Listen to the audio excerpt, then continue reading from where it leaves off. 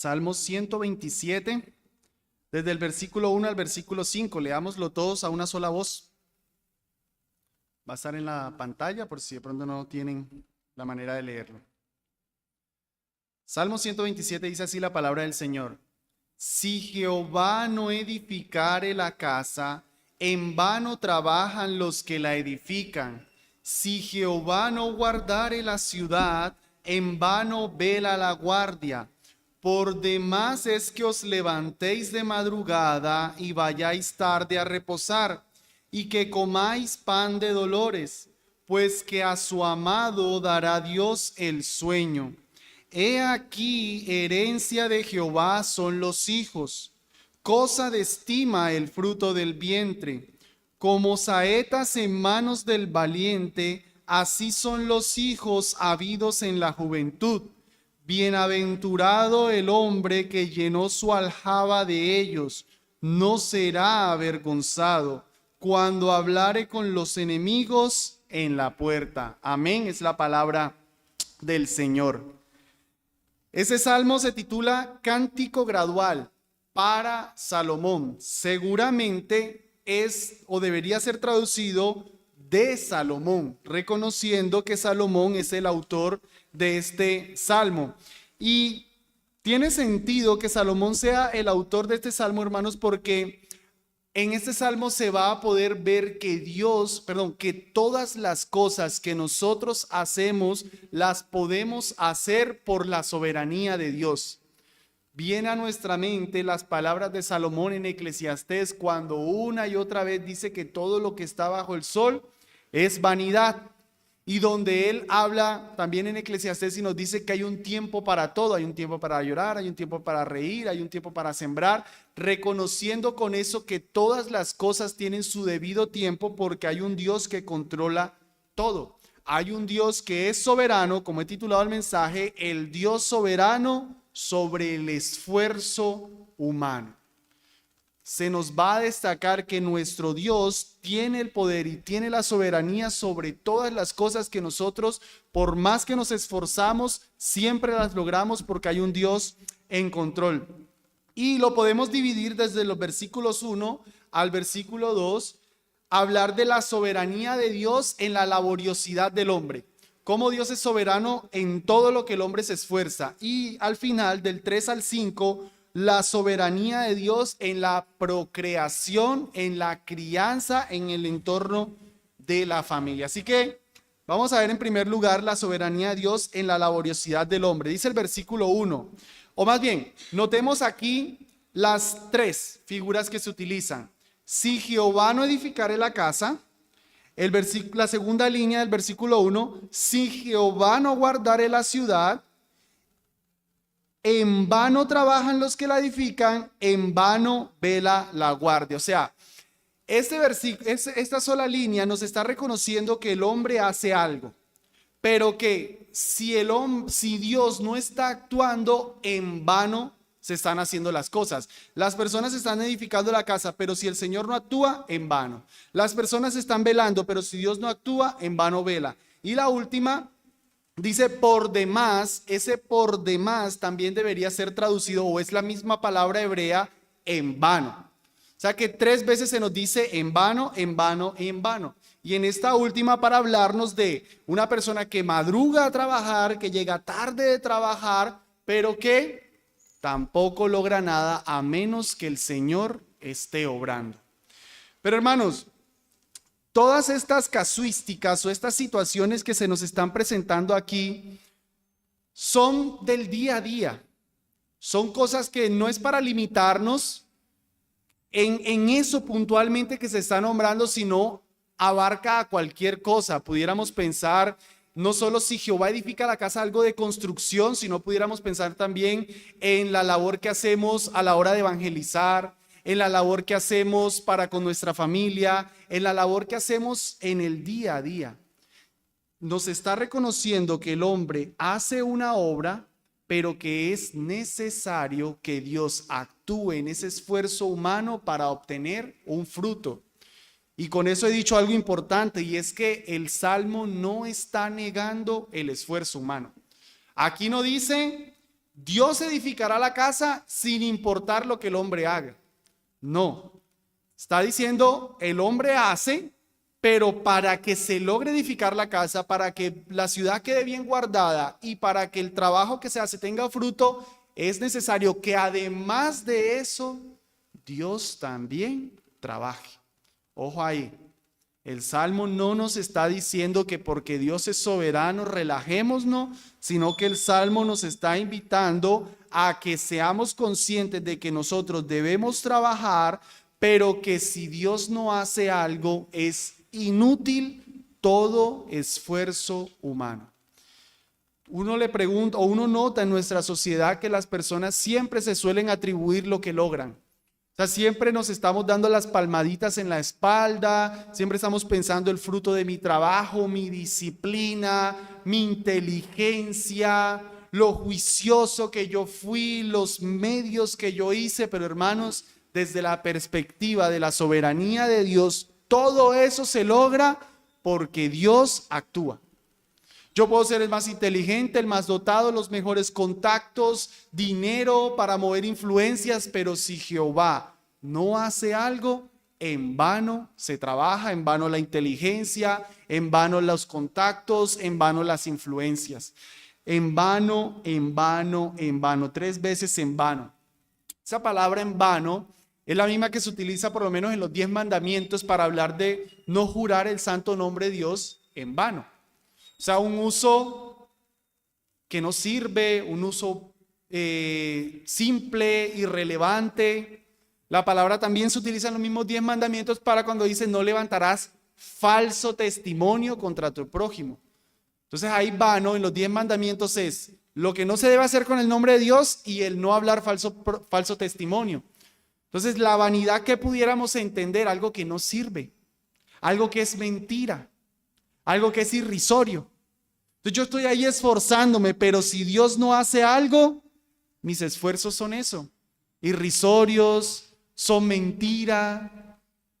De hecho, la palabra conlleva la idea de, y esto va a ser importante para unas aplicaciones al final, la palabra lleva la idea de destrucción, de ruina.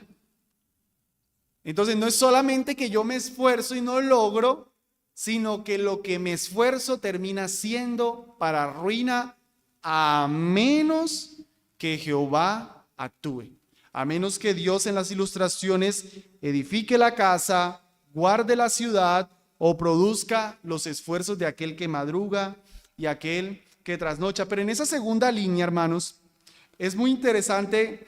Volvamos en el segundo versículo, prestemos la atención, dice, por demás o en vano, es que os levantéis de madrugada y vayáis tarde a reposar y que comáis pan de dolores. Noten, nosotros definitivamente reconoceríamos, esa persona madruga, decimos por ahí, Dios le ayuda. Él llega siempre tarde, no, le tiene que ir bien porque él se está esforzando. Habla de un pan de dolores.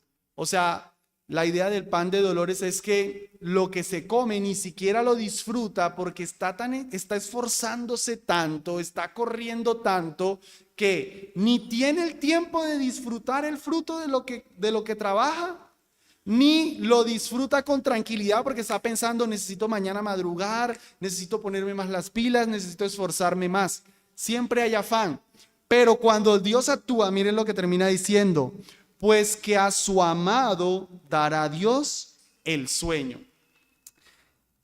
Dos traducciones son posibles y no es muy claro. Pudiera ser reentendido así, como está en Reina Valera, porque a su amado, o sea, Dios da el sueño.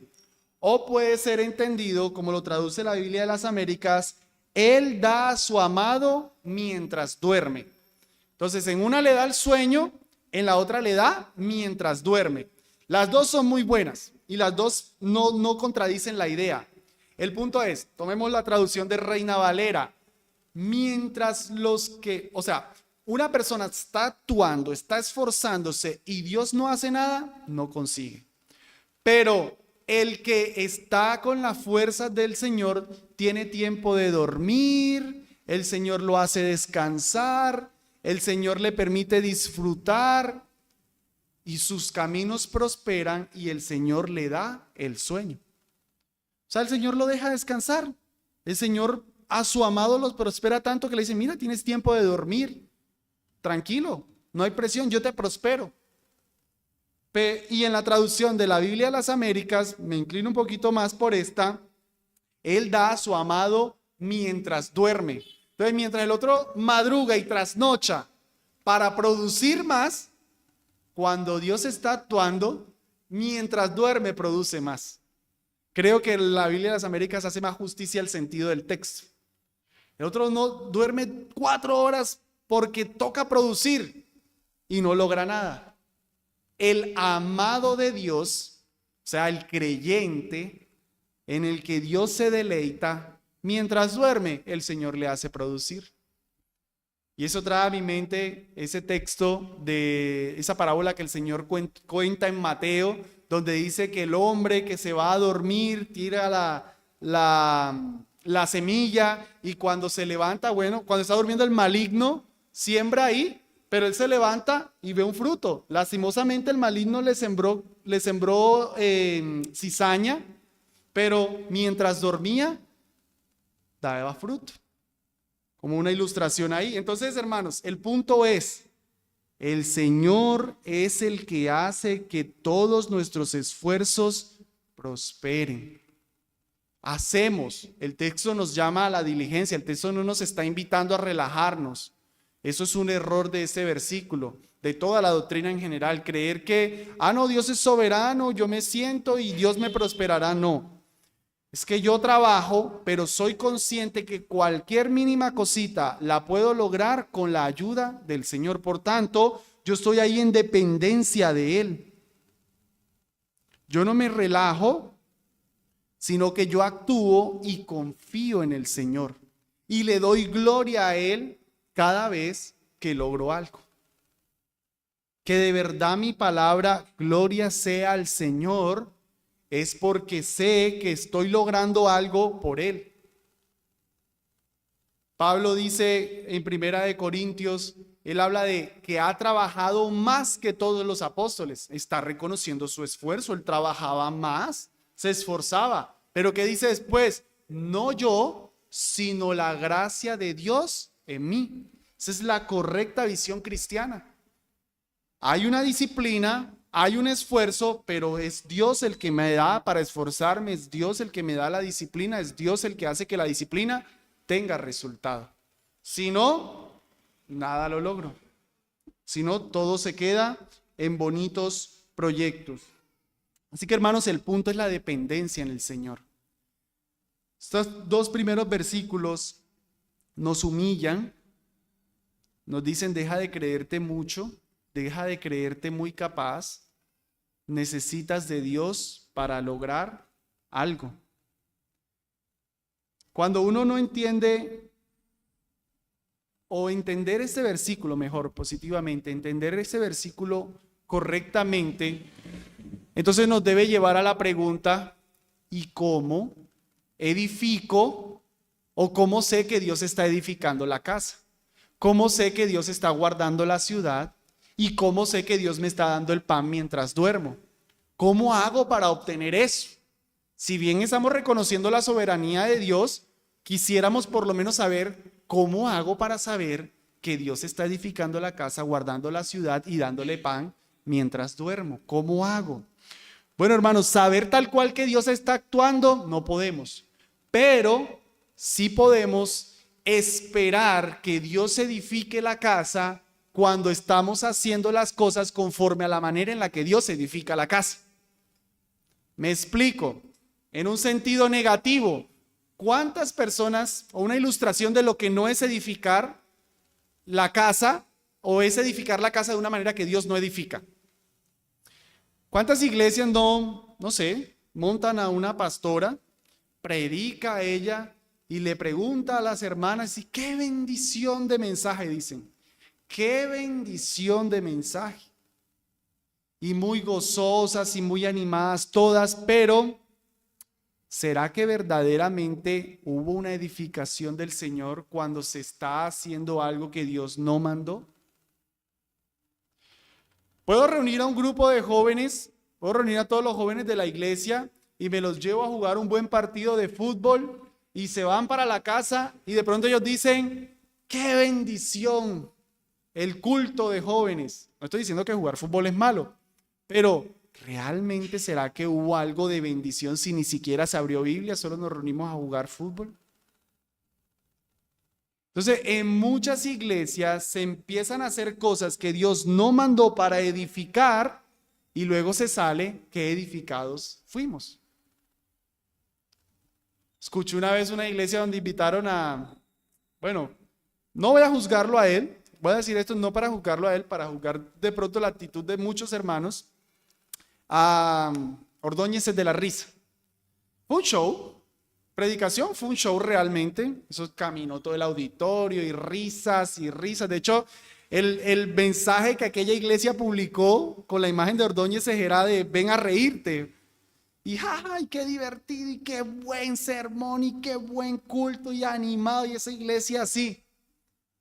Porque en vez de palabra se hizo más bien comedia. Entonces noten, hermanos. ¿Qué puede uno decir ahí? Listo, sí, las personas están animadas, pero se está edificando de una manera que Dios no edifica. En esa manera yo no pudiera esperar que el Señor edifique la casa.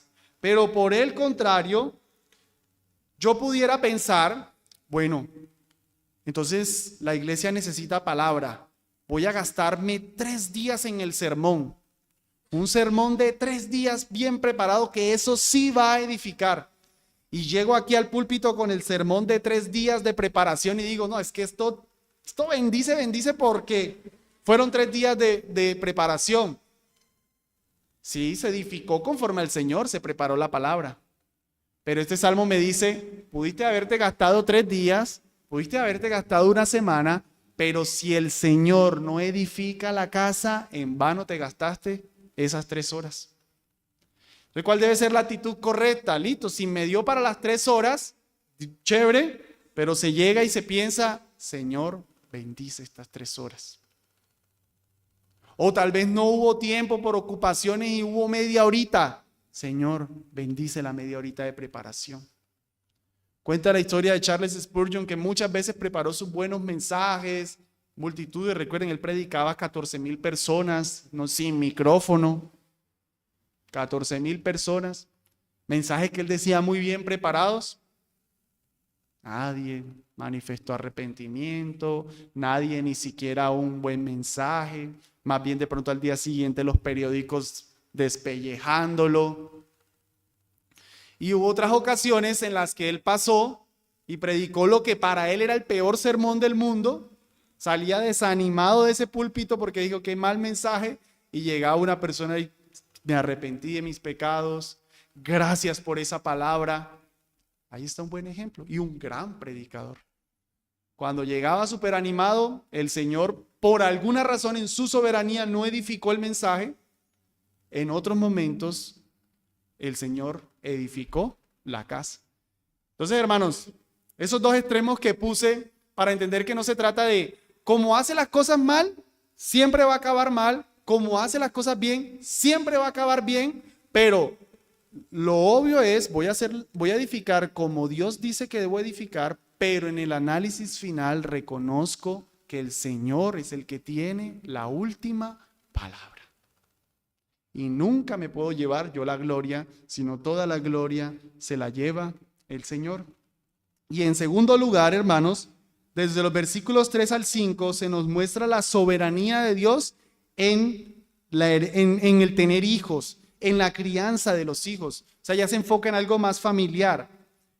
Dice, verso 3, he aquí, herencia de Jehová son los hijos, cosa de estima el fruto del vientre. Uno pudiera pensar, o un ateo puede pensar, yo soy un ser humano, tengo la capacidad procreativa, tengo relaciones sexuales heterosexual y salió un hijo, eso es por mi voluntad, dice el ateo. Y sí, tuvo el hijo. Pero en el análisis final, hermanos, ese hijo, aunque sea ateo, es herencia de Jehová.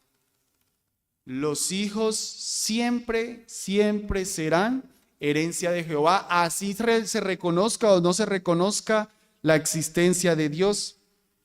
Cosa de estima el fruto del vientre. Esa palabra fruto es una palabra, comenta Juan Calvino, que siempre se refiere a una recompensa que Dios da. Entonces, en la primera línea es herencia de Jehová, en la segunda línea es fruto de Jehová. Lo enfatiza 2 veces. Los hijos son recompensas del Señor. Los hijos se tienen porque Dios da la manera para tener hijos. Creo que todos aquí sin distinción hemos escuchado una de 2 historias. O los hermanos, o los que ya operados y todo, tuvieron un hijo, o los que eran estériles, andaban buscando el hijo, hicieron todos los procesos médicos para el hijo, nunca lo lograron, hasta que un día Dios mandó el hijo. Ya sea que estuvieran diciendo no, ya sea que estuvieran diciendo por favor, finalmente el hijo llega por la voluntad del Señor. Los hijos son soberanía de Dios.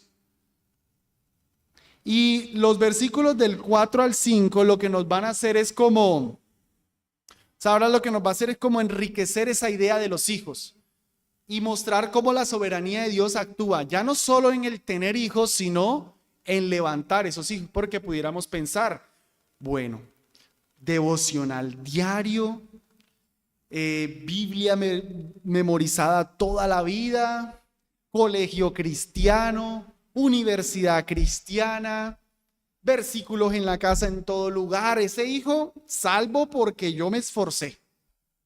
Ese hijo no puede perderse porque hice una buena labor yo. Los siguientes versículos nos van a decir, no, soberanía del Señor.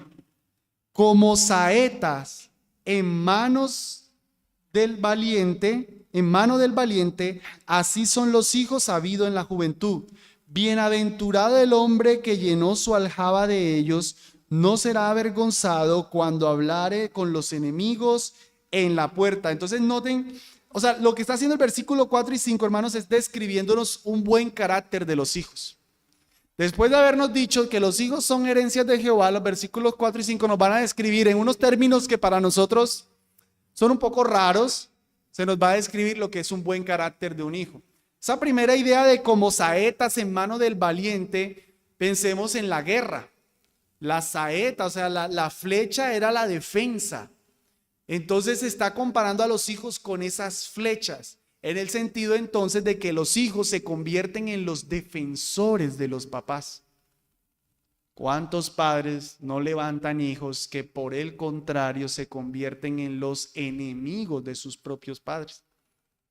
Pero aquí se nos están describiendo hijos que se convierten en defensores de sus papás.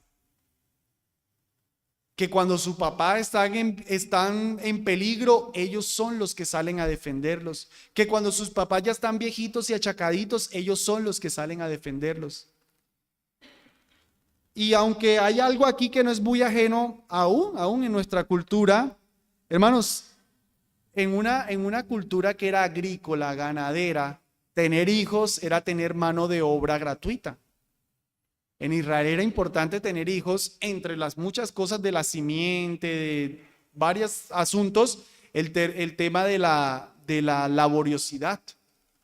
Un padre que tenía muchos hijos era un padre que iba a tener quien le administrara todas sus tierras, y el nombre de él se empezaba a expandir. Los hijos definitivamente eran vistos, y así deben ser vistos por nosotros también, como esa segunda vida, y los nietos como una tercera vida.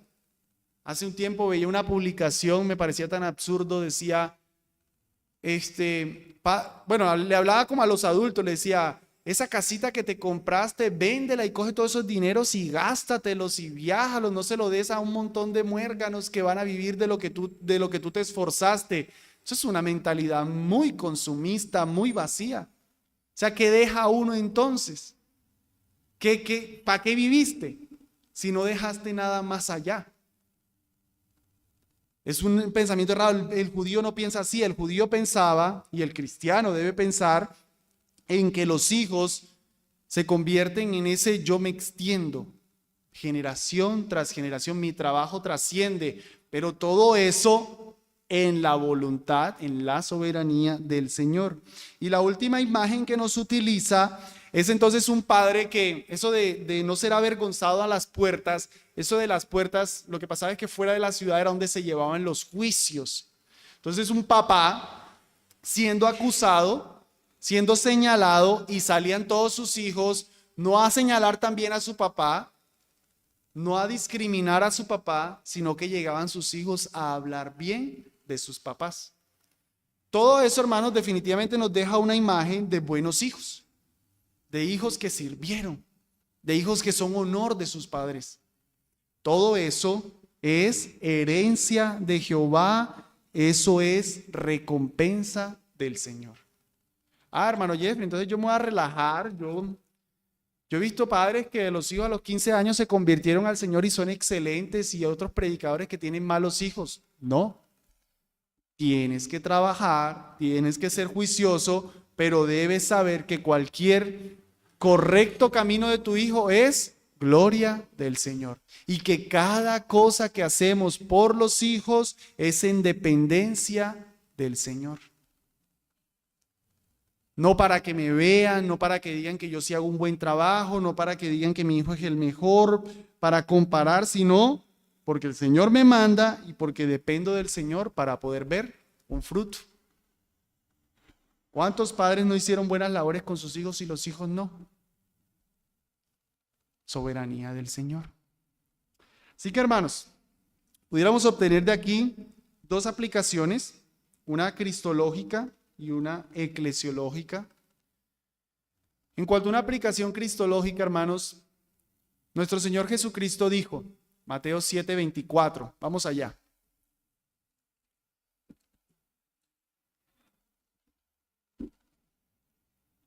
Mateo 7:24.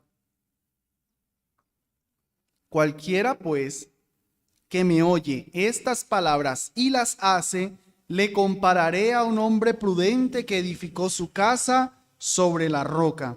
Descendió lluvia y vinieron ríos y soplaron vientos y golpearon contra aquella casa y no cayó porque estaba fundada sobre la roca.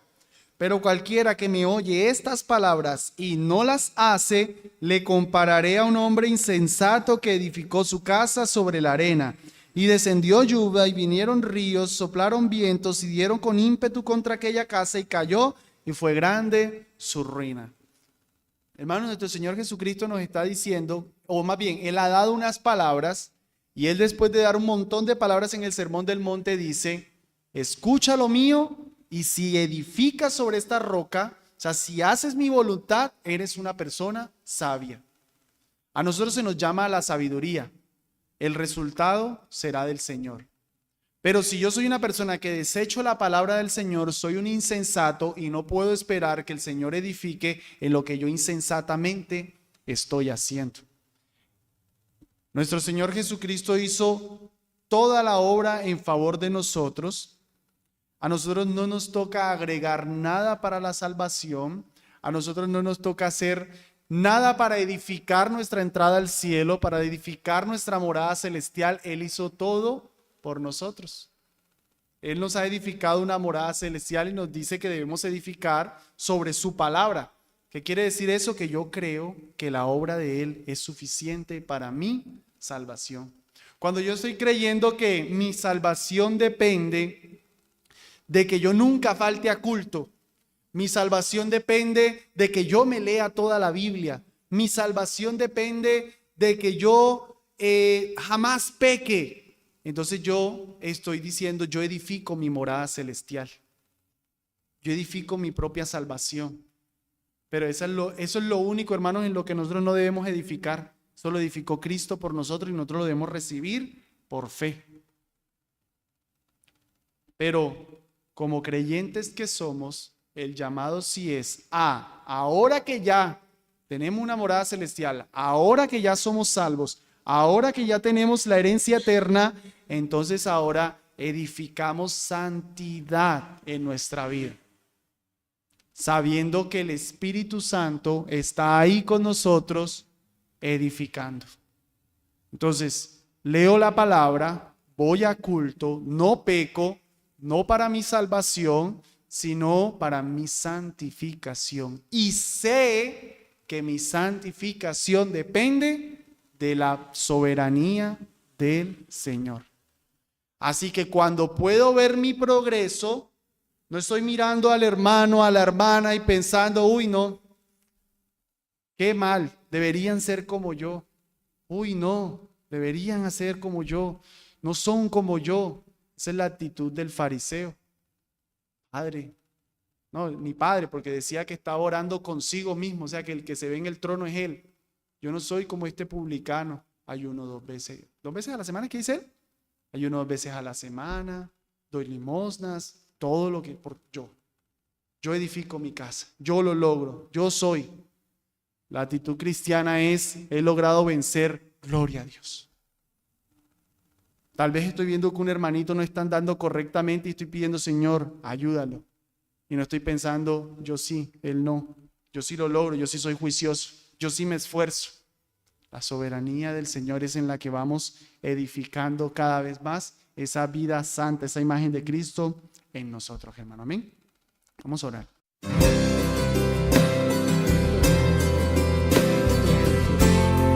trono es el cielo, la tierra, el estrado de tus pies. ¿Y nosotros qué somos, Señor? Estamos a tus pies.